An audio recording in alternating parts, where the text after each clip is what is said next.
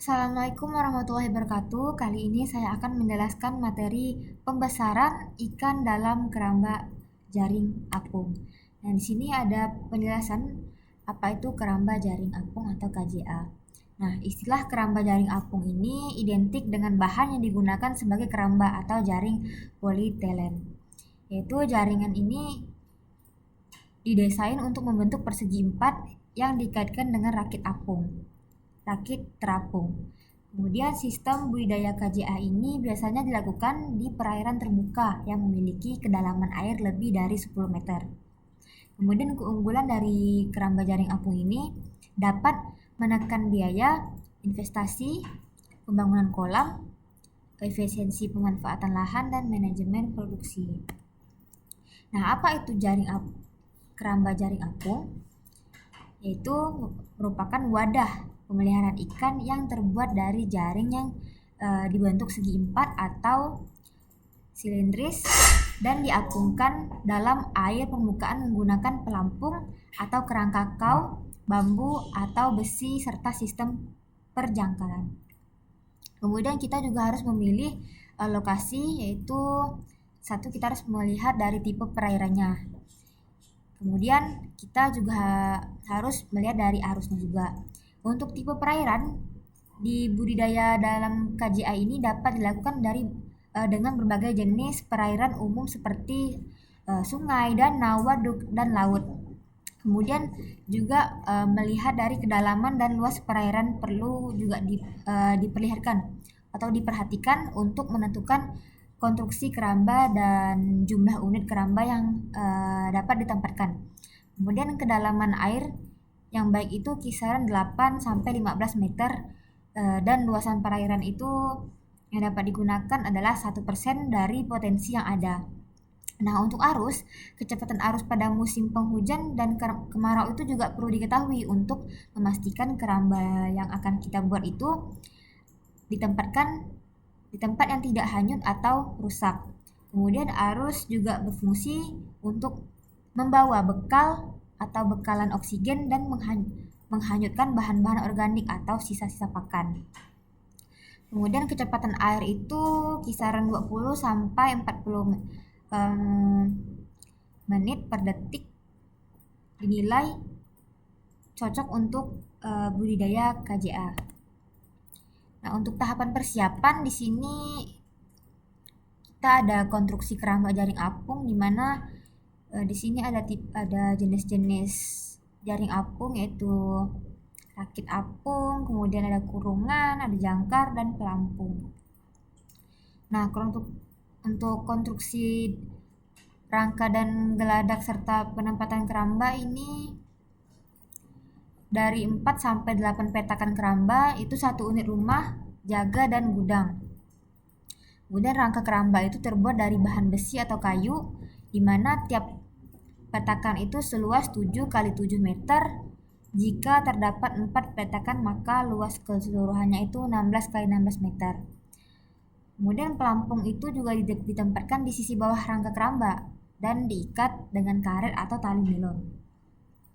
Kemudian KJA itu dengan luas 16 kali 16 meter biasanya memerlukan satu pelampung dari drum bekas, di mana geladak itu dibuat pada rangka atau unit KJA itu untuk berfungsi untuk jalur lalu lintas saat pemberian pakan, kemudian pengontrolan atau memanen ikan. Nah, geladak ini terbuat dari bambu atau papan. Nah, rangka atau pondok juga dapat berfungsi sebagai gudang. Kemudian setelah selesai, keramba ditarik ke lokasi dan dipilih dengan memberi penambat atau berupa jaringan agar tidak hanyut atau tidak berubah tempat. Kemudian jangkar juga dibuat dari batu sungai atau batu gunung yang dimasukkan ke karung goni dan diikat dengan tali nilon.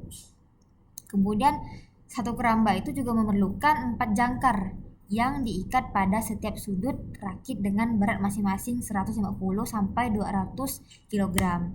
Kemudian pembuatan pemasangan jaring itu yang pertama satu unit rakit itu terdiri dari 4 petakan keramba, masing-masing 7 kali 7 meter dengan lebar mata jaring sesuai dengan ukuran benih itu ada 1, 5 sampai 2 sampai 0 cm. Kemudian keempat sisi jaring itu dikaitkan dan atau diikat pada sisi petakan keramba dengan tali nilon agar jaring pembentuk sempurna. Maka setiap sudut jaring itu perlu ditempatkan pemberat 2 sampai 3 kg. Nah, atau direnggangkan dengan tali nilon ke sisi yang berlawanan. Gunanya itu untuk menghindari gangguan predator, sebaiknya diberi jaring pelindung atau pelapis yang diberi pemberat masing-masing 3 sampai 5 kg. Untuk teknik pemeliharaan yaitu benih ikan, contohnya ikan nila yang digunakan untuk pembesaran sudah berukuran 5 sampai 7 cm itu beragam, kemudian sehat dan gesit serta tidak ada cacat pada tubuh maupun luka. Kemudian padat tebar ikan itu tergantung pada ukuran benih dan intensitas udaranya. Padat tebar yang baik itu dalam keramba dengan kecepatan arus 24 cm per detik itu kisaran 20 sampai 30 ekor. Kemudian sehingga keramba yang berukuran 7 kali 7 kali 2,5 meter itu berkisaran 2.500 sampai 3.500 ekor benih ikan yang berukuran 5 sampai 7 meter. Untuk penebaran itu sebaiknya dilakukan pada pagi hari dan perlu dilakukan aklimatisasi selama 30 menit sebelum benih itu dilepaskan. Kemudian pemberian pakan itu ikan yang kita pelihara dalam KJA itu tidak lagi bergantung pada pakan alami sehingga menggunakan pakan buatan, di mana pakan buatan atau pelet ikan itu yang digunakan untuk yang bermutu tinggi itu dengan kadar protein yang di atas 30% dan rendah lemak berkisaran 2-5%. Nah, jatah ransum harian relatif itu lebih banyak dibanding dengan sistem pemeliharaan ikan kolam atau ikan kolam tanah, yakni berkisar 3-5%. Kemudian pemberian pakan ini 5% dari bobot di awal masa pemeliharaan sampai bulan kedua selama 3 kali sehari. Kemudian bulan ketiga jatah ransum itu dikurangi 4% dari berat total ikan. Lalu bulan keempat sampai panen sebanyak 3% kemudian berat total ikan.